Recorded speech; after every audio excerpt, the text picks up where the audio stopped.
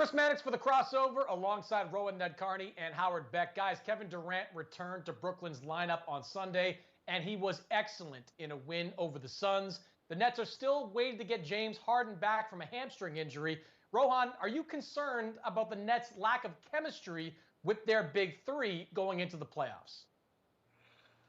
I definitely have some concern, Chris. I don't know if it's necessarily about their lack of chemistry. There's no historical precedent for this Nets season. Their big three of James Harden, Kevin Durant, Kyrie Irving have only played 7 games together. I believe only 186 minutes together as a trio. You look at whichever championship team you want, pick a name out of a hat. You look at how often their superstars played together. They're playing at least 1,000 minutes together in the regular season, oftentimes way more. In the rare case of injury, it's maybe something in the 700 to 900 minute range. There's just no precedent for this Nets season. And, they have the talent. They have a guy like Kevin Durant, who's in the conversation for best player in the world when he's healthy, that if anyone can overcome it, it's them. So I don't know if I'm concerned about their chemistry level or their talent level. But my eyebrows are raised only because we've truly never seen anything like this in the NBA before. There's a good chance the Nets star players end up playing more minutes together in the playoffs than in the regular season, which would just be crazy. Absolutely crazy. And look, this is a crazy season and a lot of strange things have happened. But if the Nets win the championship after playing 186 minutes total together in the regular season, it will obliterate everything that we thought we ever knew about the NBA, about time together, about experience, about chemistry, about rhythm, about knowing each other's habits and preferences on the court, especially in crunch time. Like all these things that we dwell on, that we analyze to death, the Nets, if they win the championship, will have absolutely positively obliterated. And maybe they will. Like, I know it's the fashionable thing. Just look at the talent and say, well, as long as those 3 stars are on the court, they will just blow everybody away because of their offensive potency. And yeah, maybe that will happen. But I, for one, have a hard time believing, having spent all of these years dwelling on all those other factors like rhythm and chemistry, that they're just going to make it all irrelevant. Like, those things have always mattered. They have to matter. I think they still matter. And yeah, look, as Rohan said, there's no precedent for this whatsoever. Even look at the Heat when they first came together. They struggled through parts of the regular season. They did make the finals, and they lost. And that was despite having all season to get acclimated to each other. Yeah, I think there are exceptions to every rule. Like the Celtics of 2008 kind of blew up a rule when Kevin Garnett and Ray Allen were added to that team, Rondo in his second year. And they went out, played great from start to finish, and won a championship. That sort of blew up the idea that you can't win in your first year with a group together. The Nets would be a more radical version of this. But I think they can do it, Howard.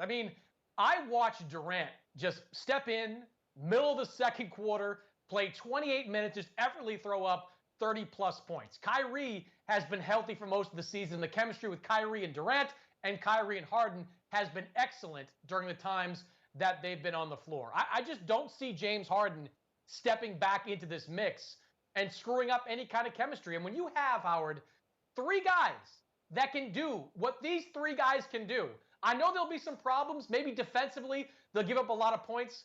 But the amount of offense they can produce, the amount of points they can score, I know the game changes in the playoffs, but I just believe that this team is too good for any of that to be a problem. Yeah, look, for what it's worth, they're 22nd in defensive rating since the All-Star break. They've been, subpar defensively all season, better of late, but not great. So they're going to need to be absolutely spectacular offensively, and they can be with those 3 guys out there and a pretty solid supporting cast.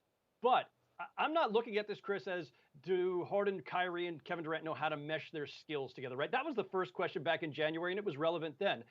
I think in the short time we've seen them together, we've seen they can do that pretty fluidly. That's fine.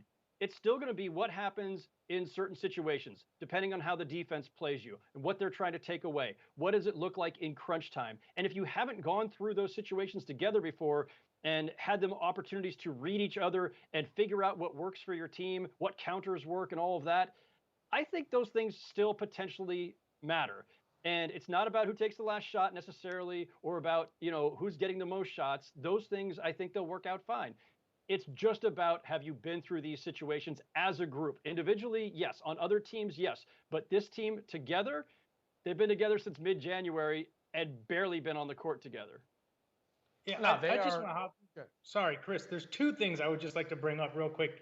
To Howard's point, we haven't seen this group go through any adversity together, and that's usually a kind of a big indicator of what they can do in the playoffs. I mean, Howard mentioned the big three Heat. I mean, you can mention the Warriors, whoever you want. Those teams at least face adversity in the regular season and learn from that experience. And the second thing I just want to throw in there, and this is a much bigger conversation, but I have to imagine the NBA would not be thrilled if a team basically had their guys play less than 200 minutes together during the regular season and win the finals.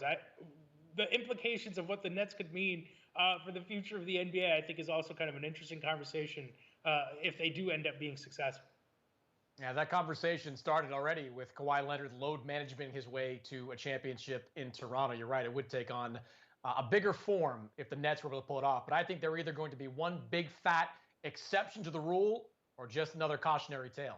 For more, check us out over at SI.com.